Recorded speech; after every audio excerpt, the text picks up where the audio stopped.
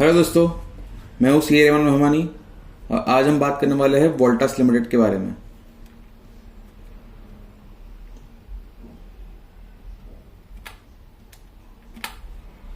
तो company incorporate हुई थी 1954 के अंदर और ये एक पार्ट है टाटा ग्रुप का। तो टाटा ग्रुप की एक कंपनी है और इंडिया की लार्जेस्ट एयर कंडीशनिंग कंपनी है। और 1954 में उसने फर्स्ट टाइम इंडिया के अंदर एयर कंडीशनर इंट्रोड्यूस किया हुआ था।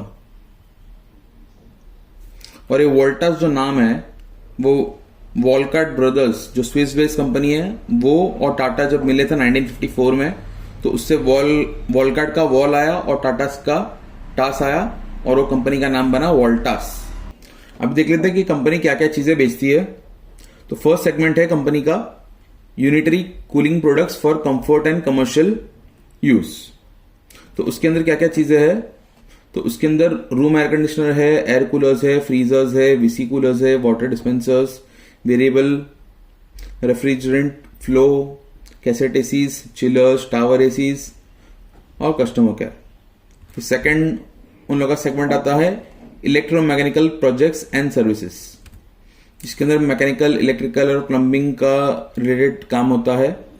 रूरल इलेक्ट्रिफिकेशन होता है, वाटर के लिए काम करते हैं लोग, water infrastructure, operations and maintenance का काम भी करते हैं। फिर इंटरनेशनल के अंदर क्या क्या करते हैं? तो एमईपी मतलब यही हुआ मैकेनिकल, इलेक्ट्रिकल एंड प्लम्बिंग। फिर heating, ventilation and air conditioning और वाटर मैनेजमेंट। तो ये सारी चीजें होती है इलेक्ट्रोमैकेनिकल प्रोजेक्ट्स एंड सर्विसेज के अंदर। इंजीनियरिंग प्रोडक्ट्स एंड सर्विसेज के अंदर क्या क्या होता है? तो इंजीनियरिंग प्रोडक्ट्स एंड सर्विसेज के अंदर होगा टेक्सटाइल के प्रोडक्ट्स बनाते हैं, कैपिटल मशीनरी मतलब टेक्सटाइल के अंदर जो मशीनरी लगती है वो ये कंपनी बनाती है। उसके एसेसरीज बनाती है। अलाइड मशीन मतलब उससे मिलते जुलते जो टेक्सटाइल फैक्ट्री के अंदर जो मशीन यूज होती है वो मशीन भी कंपनी बनाती है। आफ्टर सेल सर्विस भी प्रोवाइड करती है। Spinning and post spinning, mining and construction equipment. Mining and construction equipments के अंदर कंपनी ऑपरेशंस और मेंटेनेंस का काम करती है और क्रशिंग एंड स्क्रीनिंग की जो मशीन्स होती है वो कंपनी बनाती है। वोल्टास बेको भी थोड़े सालों पहले ये आया हुआ था कंपनी। तो उसके अंदर क्या क्या प्रोडक्ट्स है? तो उसके अंदर रेफ्रिजरेटर है, वॉशिंग मशीन है, माइक्रोवेव्स है, डिश वॉशर्स है। देखो जो वोल्टास कंपनी है उसका मेन जो प्रोडक्ट है वो था एयर कंडीशन। तो अभी एयर कंडीशन के साथ में हम डेली यूज में रेफ्रिजरेटर, वॉशिंग मशीन, माइक्रोवेव वो सब चीजें भी यूज करते हैं। तो कंपनी ने ये सारी चीजें बेचने के लिए एक अलग कंपनी फॉर्म की हुई थी जिसका नाम है वोल्टबेक होम अप्लायंसेस। और ये एक प्राइवेट लिमिटेड कंपनी है जो कि जॉइंट वेंचर है वोल्टास का और टर्किश कंपनी है आर्सेलिक करके, उसका 50-50 का जॉइंट वेंचर है उनका। और ये बेको जो है वो 2018 के अंदर लॉन्च हुआ था। तो हम रेवेन्यू की बात करेंगे। कंपनी का जो मेजर सेल्स है वो कहां से आता है? तो हमने सबसे पहले जैसा देखा यूनिटरी कूलिंग प्रोडक्ट्स, एसी वगैरह, उसके अंदर उनका 69% सेल्स उधर से ही आता है। और इलेक्ट्रोमैकेनिकल प्रोजेक्ट्स एंड सर्विसेज के अंदर 26% आता है और इंजीनियरिंग प्रोडक्ट्स एंड सर्विसेज के अंदर से 5% का उनका सेल्स आता है। शेयर होल्डिंग पैटर्न देख लेते हैं। शेयर होल्डिंग पैटर्न देखते हैं वोल्टास का। उसका 30.3% स्टेक प्रमोटर्स के पास है। म्यूचुअल फंड वालों के पास में 14.9% स्टेक है। एफआईआईस के पास में 20.58% का स्टेक है। पब्लिक के पास में 15.77% का स्टेक है और अदर्स के पास 18.4%। तो प्रमोटर में उनका कौन प्रमोटर्स है? टाटा सन्स प्राइवेट लिमिटेड, उसके पास 26.6% स्टेक है। और टाटा इन्वेस्टमेंट कॉर्पोरेशन लिमिटेड, उसके पास 3% स्टेक है। और उसके बाद ईवर्ट इन्वेस्टमेंट जो है वो भी एक प्रमोटर ही है, उसके पास 0.6% स्टेक है। और उसके बाद ये सारे म्यूचुअल फंड्स है और एफआईआईज और डीआईआईज है। तो हम फटाफट सारे नाम देख लेते हैं। T Rowe Price emerging market stock fund FII है, उसके पास 3% है। Emerging market equity trust FII है, उसके पास 2.6% स्टेक है। फिर ट्रस्ट के पास में 0.6% स्टेक है। Life insurance LIC of India जो हमारा है उसके पास 10.3% स्टेक है वोल्टास का। मीरा एसेट म्यूचुअल फंड के पास में 2.5% स्टेक है। HDFC लाइफ इंश्योरेंस कंपनी के पास में 2.5% का स्टेक है। NPS ट्रस्ट के अंदर 2% स्टेक है। निप्पॉन इंडिया म्यूचुअल फंड उसके पास 1.8% स्टेक है। फ्रैंकलिन के पास में 1.4% का स्टेक है। Axis mutual fund 1.2%, SBI life 1.2%, Kotak mutual fund 1.1%। तो स्टॉक होल्डिंग हमने सारी देख ली है। उसके बाद में हम लोग ट्रेंड्स भी देख लेते हैं। तो ये प्रमोटर का जो शेयर होल्डिंग था वो 2021 मार्च से लेके मार्च 2023 तक सेम ही है 30.3%। और FII की होल्डिंग की बात करें तो मार्च 2021 में वो 14.38% था।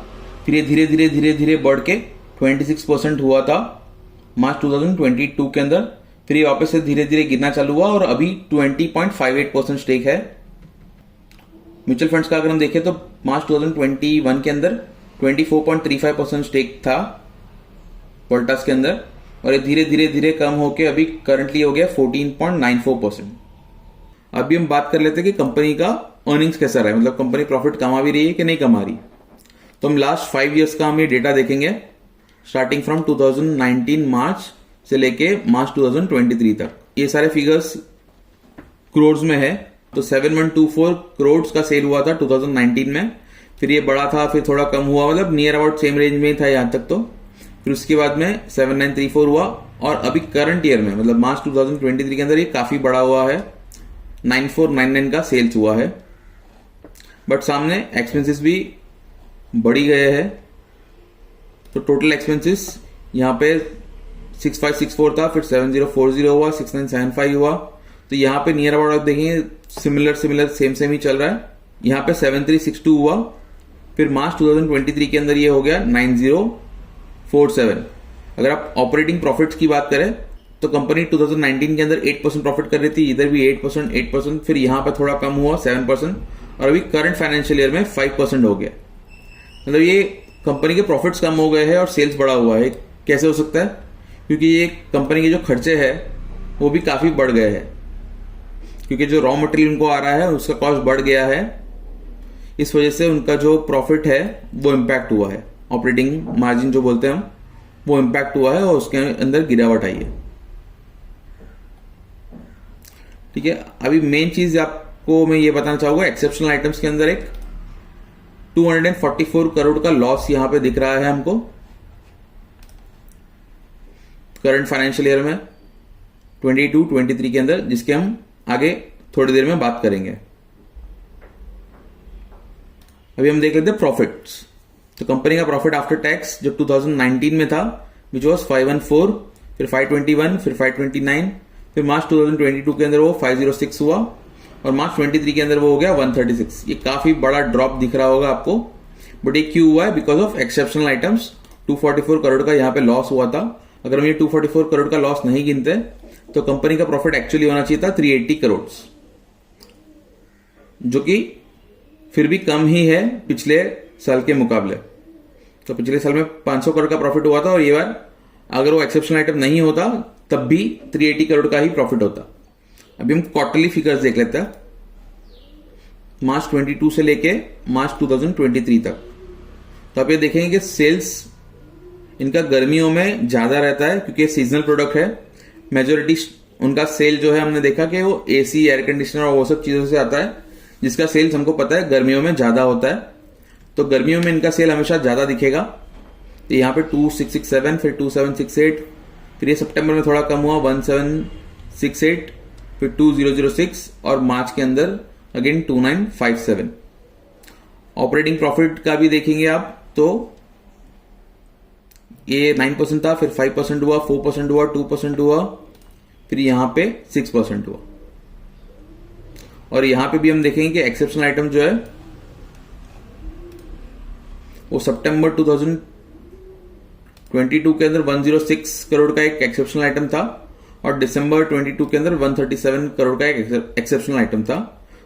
आगे हमने ईयरली फिगर में देखा कि 244 करोड़ का पूरे साल भर में एक्सेप्शनल आइटम था, जो यही है 106 और 137 का प्लस करेंगे तो आपको 244 मिलेगा। प्रॉफिट की बात करते हैं तो मार्च 22 के अंदर 183 करोड़ का प्रॉफिट था, फिर 1110, यहाँ पे -6, यहाँ पे -110 और यहाँ पे 143। अगर एक्सेप्शनल आइटम नहीं होता तो कंपनी का प्रॉफिट होता है यहाँ पे 100 करोड़ और यहाँ पे 27 करोड़। अभी हम देख लेते हैं एक्सेप्शनल आइटम है क्या। 244 करोड़ का जो कंपनी को पूरे साल भर में लॉस हुआ है जिसकी वजह से, तो ये कंपनी का जो क्वार्टरली रिपोर्ट्स आया है उसके अंदर से मैंने स्क्रीनशॉट निकाला हुआ है। तो यहाँ पे एक्सेप्शनल आइटम पॉइंट नंबर 2 आप देखेंगे तो उन्होंने लिखा हुआ है provision arising out of cancellation of contract and encashment of bank guarantee. Cancellation of contract मतलब किसी पार्टी ने इनका कॉन्ट्रैक्ट कैंसिल किया हुआ है जिसकी वजह से ये कंपनी को लॉस हुआ है 244 करोड़ का। और कंपनी ने यहाँ पे आगे ये भी बताया हुआ है कि company has initiated legal proceeding against the main contractor. तो कंपनी ने जो मेन कॉन्ट्रैक्टर था उनके खिलाफ केस भी किया हुआ है।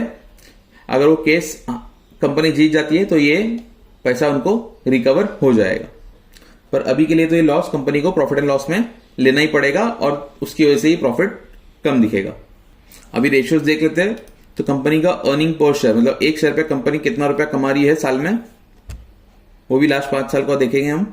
2019 के अंदर वो 15.35 था, फिर 15.63, 15.87, 15.23। तो अभी देखें ये चारों सालों में लगभग 15 के आसपास ही ईपीएस है। वे मार्च 23 के अंदर ईपीएस हो गया 4.08। ये क्यों हुआ?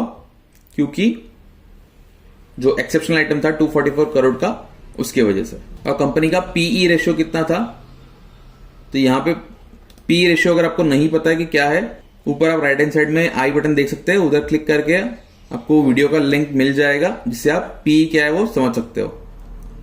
तो यहाँ पे 41 था, फिर 30 हुआ, 63 हुआ, 81 हुआ और यहाँ पे हो गया 200। ये 200 होने का रीजन वही है कि प्रॉफिट यहाँ पे बहुत कम हो गए हैं, तो यहाँ पे 200 है। अभी हम इंडस्ट्री का पी देख लेते हैं कि इंडस्ट्री का पी कितना है। सेक्टर पी अगर आप देख रहे हो तो 30.54 है और कंपनी का अभी का जो पी है एज ऑन डेट, मतलब ये मैं वीडियो बना रहा हूं 1 मई को, तो कंपनी का पीई है 195.85, जो तो लिखा भी हुआ है कि बहुत हाई पीई है। तो हमने ये वीडियो में क्या क्या देखे उसको फटाफट समराइज कर लेते हैं कि लास्ट 5 सालों में से 4 सालों तक तो कंपनी का प्रॉफिट जिधर था उधर ही था, मतलब 500 करोड़ के आसपास का प्रॉफिट कंटिन्यूसली कंपनी को हो रहा है। करंट ईयर के अंदर कंपनी को एक्सेप्शनल आइटम की वजह से लॉस हुआ है और कंपनी के जो ऑपरेटिंग प्रॉफिट मार्जिन है वो कम हो रहे हैं। और ये सिर्फ वोल्टास का ही कम हो रहा है ऐसा नहीं है, पूरी इंडस्ट्री का ही वो जो ऑपरेटिंग मार्जिन है वो कम हो रहा है, क्योंकि जो उनके रॉ मटेरियल्स आ रहे हैं वो महंगे हो गए हैं और सामने उन्होंने जो प्रोडक्ट्स के प्राइसेस है जो उन लोग बेचते हैं प्रोडक्ट्स उसके प्राइसेस ज्यादा बढ़ाया नहीं है और कंपनी का पीई इंडस्ट्री के पीई से काफी ज्यादा है। ठीक है, ये सब समरी कंक्लूड करने के बाद आप मुझे कमेंट के द्वारा बताइए कि कंपनी का शेयर लेना चाहिए कि नहीं लेना चाहिए। और अगर आपको ये वीडियो से कुछ नया जानने मिला है, कुछ सीखने मिला है, तो प्लीज इसे लाइक करें, शेयर करें, सब्सक्राइब करें मेरे चैनल को और बेल आइकन को दबा दें ताकि आपको आगे के नोटिफिकेशन मिलते रहे। Thank you.